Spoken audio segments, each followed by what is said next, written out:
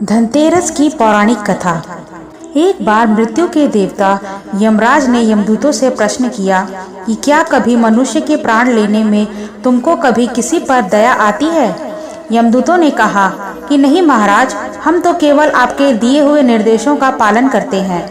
फिर यमराज ने कहा कि बेझिझक होकर बताओ कि क्या कभी मनुष्य के प्राण लेने में दया आई है। तब यमदूत ने कहा कि एक बार ऐसी घटना हुई जिसको देखकर हृदय पसीज गया। एक दिन हंस नाम का राजा शिकार पर गया था और वह जंगल के रास्ते में भटक गया था और भटकते भटकते दूसरे राजा की सीमा पर चला गया। वहाँ एक हेमा नाम का शासक था। उसने पड़ोस के राजा का आदर सत्कार किया। उसी दिन राजा की पत्नी ने एक पुत्र को जन्म भी दिया।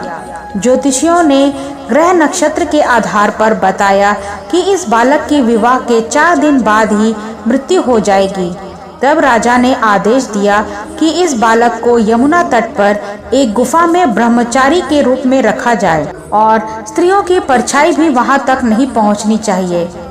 लेकिन विधि के विधान को कुछ और ही मंजूर था। संयोगवश राजा हंस की पुत्री यमुना तट पर चली गई और वहां राजा के पुत्र को देखा। दोनों ने गंधर्व विवाह कर लिया। विवाह के 4 दिन बाद ही राजा के पुत्र की मृत्यु हो गई। तब यमदूत ने कहा कि उस नवविवाहिता का करुण विलाप सुनकर हृदय पसीज गया था।